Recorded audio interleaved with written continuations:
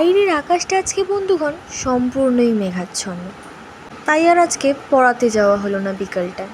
খবরে বলছে আরও 3 দিন মতন চলবে এই মুষলধারের বৃষ্টি। তা বেশ ভালোই, বিকালটা আজকে না হয় ঘরেই আমার কাটলো।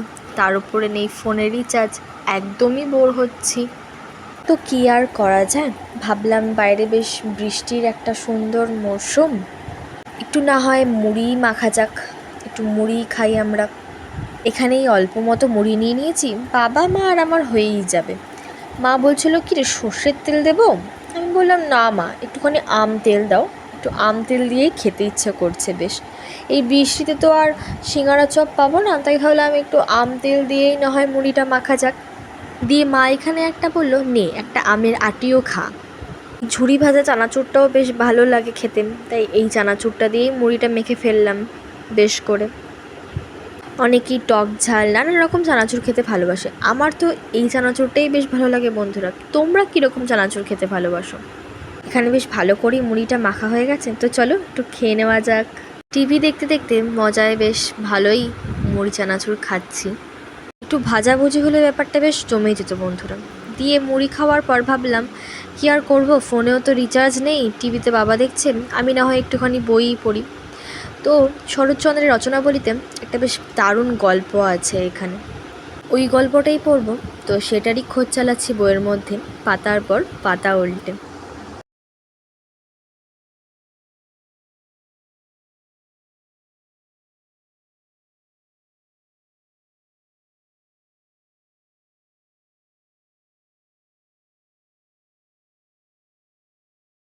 এই যে বন্ধুরা, এই গল্পটাই আজকে পড়ব আমি, তোমাদের জানাবো কেমন। গল্পটা বেশ মনোযোগ দিয়ে পড়ছিলামই, এমন সময় পাশের ঘর থেকে মা ডাকতে শুরু করলো, কিরে চা খাবি না? চা খেয়ে যা। মাকে বললাম, দূর, বৃষ্টিতে এঘর ওঘর করতে ভালো লাগছে না, তুমি একটু বরং চাটা দিয়ে যাও। এই যে মা এখানে আমাকে চায়ের কাপ ধরিয়ে দিয়ে গেছে, আর দুটো কথাও শুনিয়ে গেছে। এই বুড়ো বয়সে আর কত এঘর ওঘর করাবি, কত খাটাবি মা আমাকে। মাকে বললাম, হি হি মা, তো সারাদিন খেটে এসেছি, তুমি না হয় একটু সেবাই করো, চলো একটু গরমা গরম চা খাইয়ে নেওয়া যায়। আমাদের বাড়িতে বন্ধুরা চাটাই হয়, দুধের চা সেইভাবে হয় না, কারণ আমরা প্রত্যেকেই গ্যাসের রুগী, তাই দুধের চা আর খাওয়া হয় না।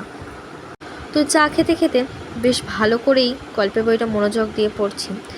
গরম গরম চা, বাইরে বৃষ্টি, আর শরৎচন্দ্রের এত সুন্দর একটা গল্প, সন্ধ্যাটা পুরো জমে যাওয়ার মতো। নিজের সাথে এইভাবে সুন্দর করে একটা নিজেই দারুণ সময় কাটানো যায়। কিন্তু বন্ধুরা, তোমরাও কি আমার মতন এরকম গল্পের বই পড়তে ভালোবাসো? তবে কিন্তু কমেন্ট করে জানিও বন্ধুরা। আর আমাকেও ভালো ভালো গল্পের বই তোমরা সাজেস্ট করতে পারো, আমার রোম্যান্টিক গল্পের বই পড়তে খুবই ভালো লাগে।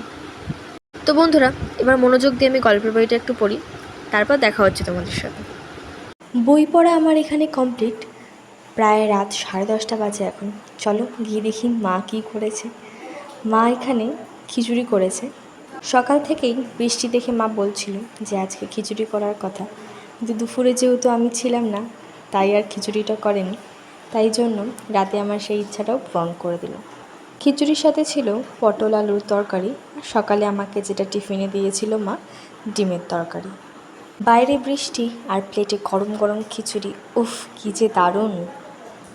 এর চেয়ে সুখকর আর কী বা হতে পারে। তো চলো বন্ধুরা, আমি পেট পুড়ে এখানে খেয়ে নিই। আর তোমাদের ভিডিওটা ভালো লাগলে লাইক কমেন্ট অ্যান্ড শেয়ার করে দিও। আর ভিডিওটা এত ধৈর্য করে দেখার জন্য অনেক অনেক ধন্যবাদ তোমাদের। Tata, good night, see you in next boring blog. লাস্টে খিচুড়ির রিভিউটা দিয়ে দিচ্ছি, নাহলে মা জিজ্ঞেস করে করে আমার মাথাটা খেয়ে নেবে কেমন হয়েছে কেমন হয়েছে। তোমাদের সাথে ওরকম হয় তো?